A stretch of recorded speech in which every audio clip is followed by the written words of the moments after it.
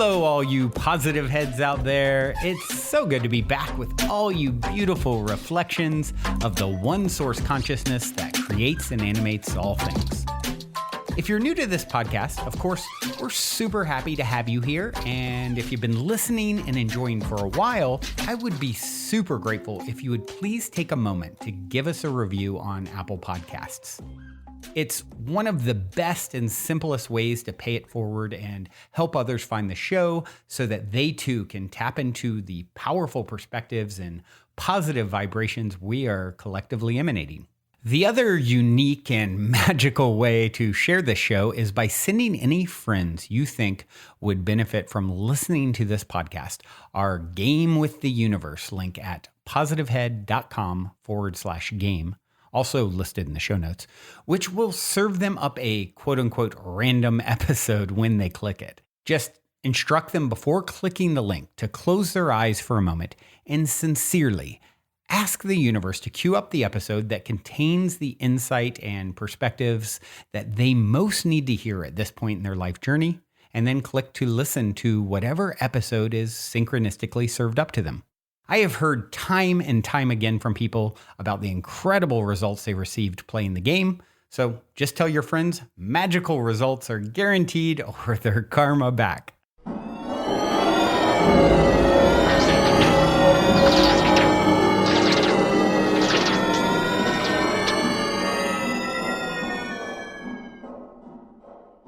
All right, all you positive heads, welcome back. Thank you for joining me on this terrific Tuesday. I'm super happy to be here yet again, filling in for Brandon. He's so busy, you guys. He's really working so hard, getting optimistic all together. There's so much to do. So I'm happy to come in and give him a breather for the day. It's always fun. Before I get into what we're going to talk about today, I'd like to remind everyone of an event that's going on this weekend in LA. So if you're in the LA area, it is Saturday, June 22nd. It is called the Mass Meditation Initiative in Los Angeles State Historic Park. It is put on by disclosurefest.org, and that's the website if you want to go check it out. But it's a mindful yoga, music, healing, and arts vegan festival. And there's amazing speakers and musicians.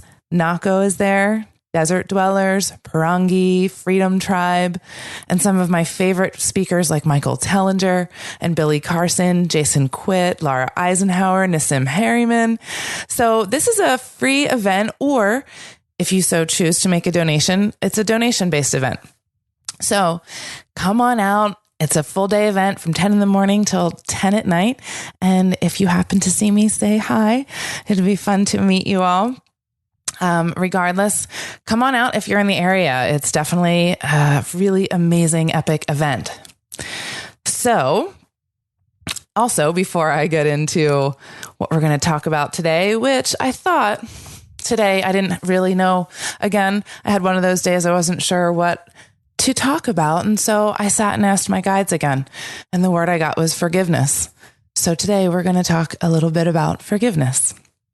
But before we get into that, first, a review, because we love these so much. And you all know how much it fuels Brandon's fire to continue this labor of love 5 days a week. So today we are fully appreciating and loving Zen Lawyer for writing this 5-star review called The Essence of Inner Freedom. I saw a recommendation for this podcast on a Reddit forum, and I am so grateful that I was curious enough to check it out. It has been instrumental in what feels like me finally shaking off the weighty dust that is depression. I've struggled with depression for over 10 years. I've wanted to find a cure for that long, but only recently gained the clarity that I need to shift the way I think in order to cure myself. Brandon's discerning insight and infectious positive attitude have been a light that's guided me towards implementing my own positive outlook. I think this quote perfectly sums up the outlook I feel he offers. I don't mind what happens. That's the essence of inner freedom. Listening to this podcast has been an absolutely transformational experience for me. Thank you so much, Brandon, for continuing this labor of love. I love you. And we love you, Zen Lawyer. Thank you so much for that beautiful review. I'm so glad to hear that this has been helping with your depression. That is huge, so huge. And I'm glad that you have found that power within yourself to heal yourself. So kudos to you, Zen Lawyer. And you know, what's interesting, I was reading some research on forgiveness today, and what I happened to find is that research has shown that forgiveness is linked to mental health outcomes, such as reduced anxiety, depression, and major psychiatric disorders, as well as with fewer health symptoms and lower mortality rates. That's a pretty big statement. So that then also means that forgiveness is essential to our health and our well-being. Because when we are holding on to or harboring any resentment or grief or anything about something that has happened to us, and we are focusing that on another person, and we can't forgive them for what they've done to us, the only person at the end of the day that we are harming is us. By having these feelings about that person who harmed you, you are the only one who carries that weight. You're doing absolutely nothing to that person, even though you think that if you were to let it go, then they would win. But there is no winning and losing here, except for you're the only one that really loses, because you're the one carrying around this negative energy that is harming you mentally and physically. You know, I had this client a couple of weeks ago, and she was the victim of pretty severe childhood sexual abuse. And at this point in her life, she's in her mid-60s, I think. At this point in her life, she has been able to forgive her abuser. It took her a long time, but the thought process that she went through, she realized that that man, as a little boy, someone did that to him, and he grew up and became that, because that's the same old story, isn't it? Isn't this what happens with abusers? You get abused, and a lot of times that person becomes an abuser. So you can look at that and see that man as this little child who has been hurt. And now you can look at that in a completely different scenario. And it's not, forgiveness is different than justice here, right? So you're not saying, oh, it's okay what you did to me. No, it's not okay. But I have the understanding and the compassion and the empathy to know that you didn't know any better. Just like Jesus said, right? Forgive them, for they do not know what they do. You really never know what someone else has been through in their life that has caused them to behave in the ways that they do now. So we can take a step back and have a perspective of everyone has had a tough life.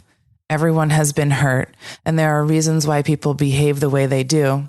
We can bring a lot of empathy and compassion into these type of situations. And in that regard, forgiveness can become a little bit easier, knowing that it's really tough being a human. And there's not a single one of us out here that hasn't hurt somebody in some way, shape, or form. We all have, whether we meant to or not, we still have.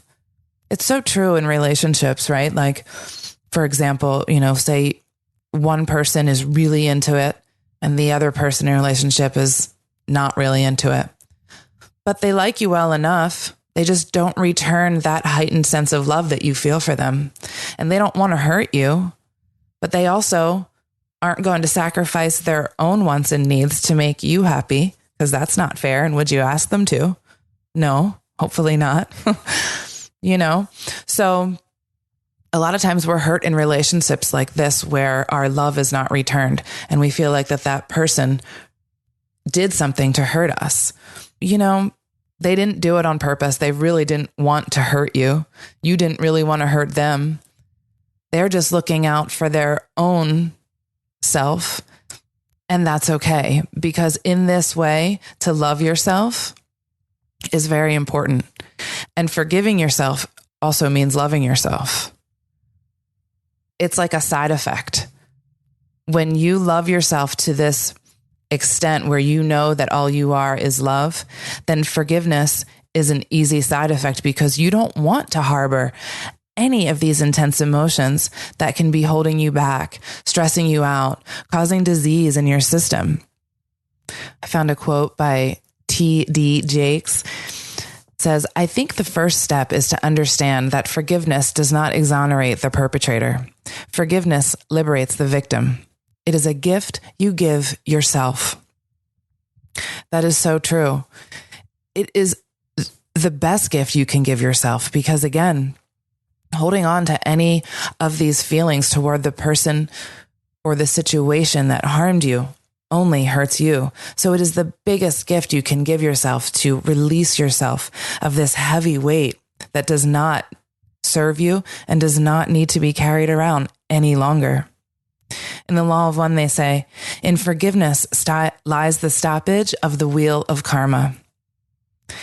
So if we don't want to stay on this wheel and continue through this cycle over and over and over again, it's really important that we learn to forgive.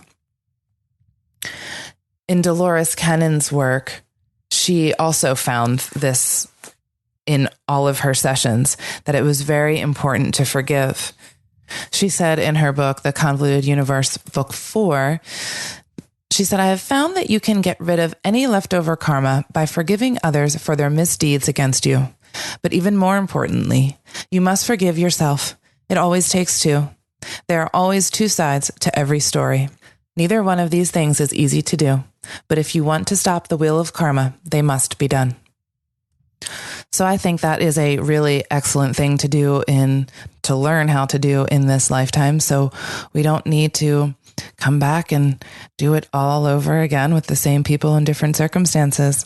Yeah. So that's good motivation. I want to get this all done now so I don't have to do this again. Right. And this reminds me of the Egyptian story of after someone has died and their soul goes on towards the afterlife, and how their heart is weighed, the weight of their heart is weighed against the weight of a feather. And if their heart is as light as a feather, then they can ascend or move on. But if their heart is heavy, then they have to come back and do it all over again. So I think that the Egyptians were telling us a little bit about how karma worked there, about lightening our hearts and not carrying that load so that we can ascend. We don't need to carry all of this bitterness around with us. We can replace that with love. Let's listen to, I found a little clip of Joe Dispenza. I've been on a Joe Dispenza kick lately, but I just really like the way he explains forgiveness. Take a listen.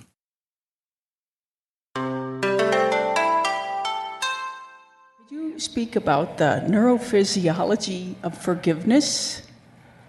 Sure.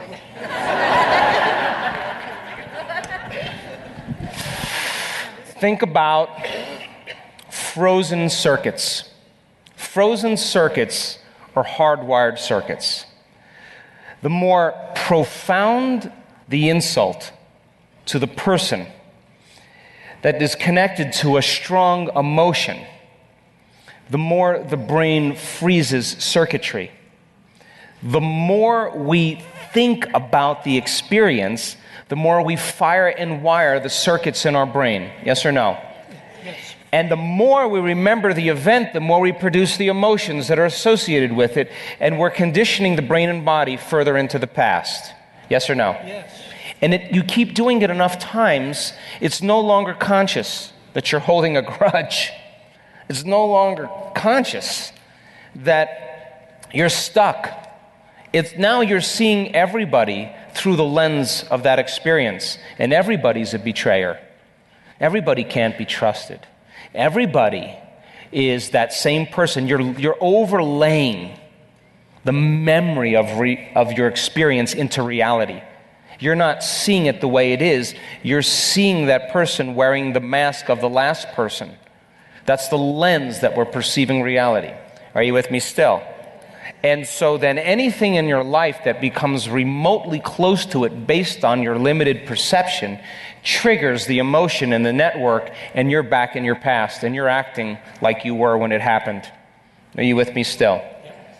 And so then the person says, I'm not that person. And you say, oh, no, I know. I just had this event in my past, and I'm sorry. And then it's excusable, but then here it happens again. And there's nothing wrong with this. We all do it.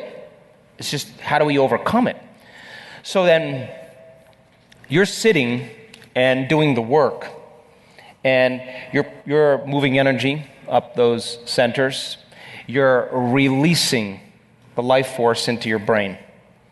You are blessing those centers and taking a scoop and moving it all the way up and releasing it all the way up into the field. You're opening the channel. You're unfolding as nobody, no one, no thing, no where, and no time, and the identity and the personality is gone. Whoosh, energy's going to move. It's got to. It's going to follow the path. You're opening your heart. Once it gets to your heart, it's going to make its way all the way up. And when you feel love and compassion, when you feel true kindness and care, it's hard to hold a grudge. Are you with me still? Yes. So then from a quantum physics point of view, you have that person always in the back of your mind, right? You have the event and the memory rolling around back there because the very thing that you don't want to have happen, you're already preparing for emotionally. Are you with me still? Yeah. So then from a quantum perspective, you are actually, as a creator of reality, holding yourself hostage because of that person. And you are holding them hostage because of that experience. And you have an energetic bond that's connecting you to them. And you're sharing the same energy. And so then you're using each other to reaffirm whatever that energetic agreement is. Are you with me still? So then, when you forgive someone, it's because there's been a strong change in your emotional state. Because the emotion is what's keeping you energetically bound to them or to more than one person.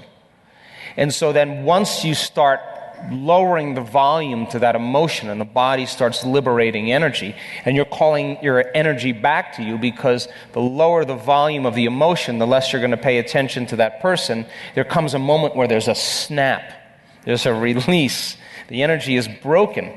And once it's broken now, all of a sudden you free yourself. And you free them. And this has happened to me in my life. The people show up 10 years later, completely changed and so humble and so asking for forgiveness just because they had transformed, and I let them go. So then forgiveness from a quantum perspective and a neurophysiological perspective is just taking your attention off them. That's all it is. And when you start getting happy with yourself and you start feeling those elevated emotions because you're striving for that, you wouldn't trade this for the grudge you were holding because this feels too good. Are you with me still?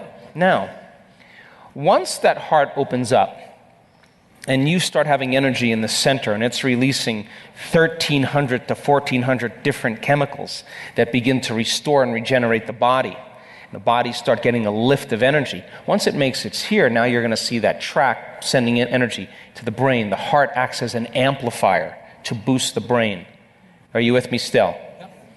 So then once the energy starts making its way into the brain, once the heart starts to open, we've measured this with our students. They have oxytocin levels rise. Once you start feeling oxytocin, when you feel more love, then you feel the grudge. So then you think, why would I want to give this up for that person? That's called forgiveness. You don't have to try to do it. It just is a side effect of your personal transformation. And oxytocin then, when it's released, rushes right into the amygdala, the survival center of the brain, and the research is outstanding. And the first thing it does is it fits in the same receptor sites as fear, and it lowers the volume to fear and anxiety. It shuts the lights out for aggression and anger and hostility. and it cools the circuits off for suffering and pain, and the only thing you can feel is a love for life. And that's when you're free. Now, the practice of forgiveness, matter to matter, you can do it, but it takes a long time and a lot of work. And then you forgive, and then you're like, I don't want to forgive him. Halfway forgive him. And just never really authentic forgiveness. Do you understand? And there was a woman that came to our work, and she was raped by 4 men when she was a teenager, and it was abusive. And she had severe night terrors, severe anxiety and panic attacks. She had cyclic mood problems. She had been to every single doctor, every single healer, every single alternative practitioner. Nothing changed it. She came to our event in Tacoma, Washington. And she hit that point where she became everybody, everyone, everything, everywhere, every time, every place. She became the oneness. And that frequency had a message for her, and it said, and she was in incredible bliss when this happened. I sent 4 angels disguised as rapists for this moment. And that was the end of her terrors. That was the end of her night. She couldn't have a relationship. She could not live with anybody. She was isolated. One moment, the divine stepped in and gave her the signal. That was carrying a very specific message. And she got the download. Not just the thought. She got the energy move right through her body, and she saw the whole thing. And that moment is what she was waiting for. That's what the soul was waiting for. Now she's healed, she's healthy, she's happy, and she's on with a new life. She's born again. My mother would love this. She's born again in the same life. Reborn in the same life. Didn't pass through a birth canal for it. She just was born again in the same life. She got a new lease in one instant. That energy was carrying a message, and it made its way all the way into the body, and the bliss and the joy and the gratitude and the love that she felt, and the message that was carried made total sense to her. She's free. One instant. To me, that's true forgiveness. That's the divine having its way with you. Before we continue on with today's episode, I'd like to take a quick moment to tell you about our sponsor, HelloFresh. HelloFresh is America's #1 meal kit that makes it super easy to skip trips to the grocery store by delivering farm-fresh, pre-portioned ingredients and seasonal recipes right to your door. It's also less expensive than grocery shopping and 25% cheaper than takeout, and has 40 delicious chef-crafted recipes to select from every week. It's really perfect for people like myself who crave homemade meals, but just don't always have the time to put a meal together the old-fashioned way. When I tried HelloFresh myself for the first time recently, I was really impressed with the quality and flavor of everything I prepared. So if you'd like to see and taste why HelloFresh is America's #1 meal kit for yourself, go to hellofresh.com/50positivehead and use code 50positivehead for 50% off plus free shipping. Once again, that's hellofresh.com/50positivehead and use code 50positivehead for 50% off plus free shipping. Bon appetit.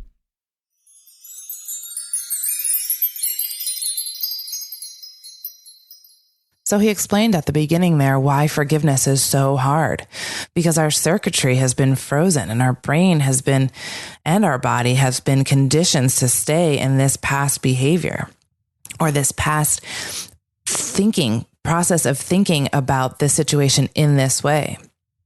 So when we can start to look at the situation with a new lens and with a new perception, and we can bring some love and compassion into it and feel that feeling of love and compassion, it's a lot harder to hold the grudge then, because the feeling of love feels a whole lot better than the feeling of the grudge. And when we can let that go, that is extremely freeing for them and for us. And we're not anymore holding ourselves or them hostage energetically, right? Our heart acts as an amplifier. We know this. Our heart is this wave. This is this wave of energy that we emanate. What do we want to be emanating? That's really important. What is our energetic emanation? We get to choose that. We get to decide if we're putting out love into the world or if we're putting out grief or hatred or anything of the sort. We get to choose. And of course, this takes practice, lots and lots and lots of practice, but it's as important that we keep doing this practice and practice it in little ways, say it's just driving around in traffic and somebody cuts you off, immediately forgive them, because how much does that affect your day, right? So let it go. I forgive you. Practice in those little moments, and then it becomes a little bit easier as the bigger moments come. So true forgiveness, I love this definition that he had, is the divine having its way with you. Absolutely. That is beautiful. So I think it's really important that we can learn to forgive, because it is extremely important to our mental and physical well-being. And when we can reduce our stress levels and allow love to be our primary emotion, wow, game changer. So I think another really helpful tool is developing empathy for others and trying to put yourself in the other person's shoes. We all have things going on in our lives. And if we can try to understand where the other person is coming from, then forgiveness comes a little easier also. Mark Twain said, "Forgiveness is the fragrance that the violet sheds on the heel that has crushed it." Now that is the takeaway. So what have we learned? What beauty has come out of this situation? Where have we found our power? Where have we found ways to love more, to be more empathetic, and to be more compassionate? Through forgiveness, we find all of these things. So I think that's all the imaginary time I have for today, everybody. I'm going to leave you with a song by Trevor Hall called Forgive. Until next time, love you all.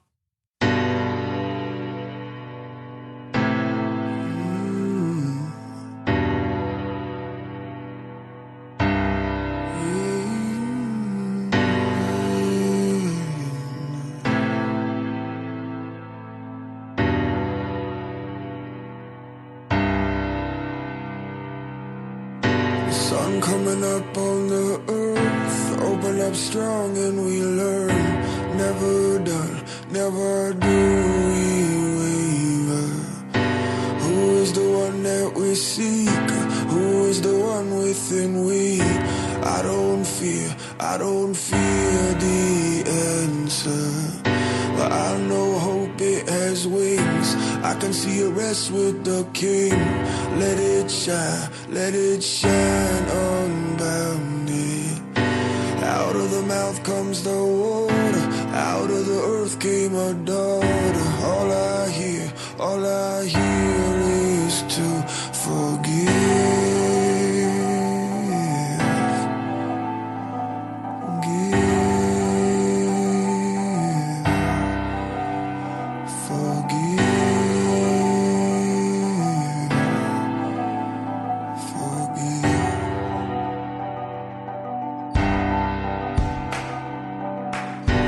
Out of the hands of Creator, I call out my Deva. Lead us into patience. They drew the mist on the ceiling, let it rain down for a healing. I know this is ancient. Well, I love you and I mean it. Hey, little child, can you feel it? Let it come full circle. I'm giving up on separation. Now it's time that we face it. All I hear is to forgive.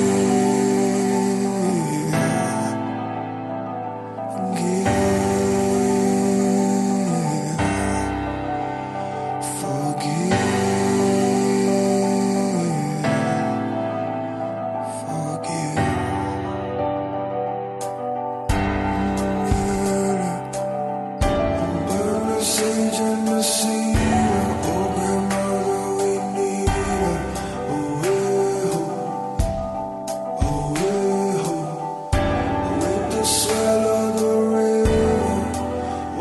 it come and carry us home. Burn the sage and the cedar, oh grandmother, we need her. Oh well, oh well, with the swell of the river, watch it come and carry us home.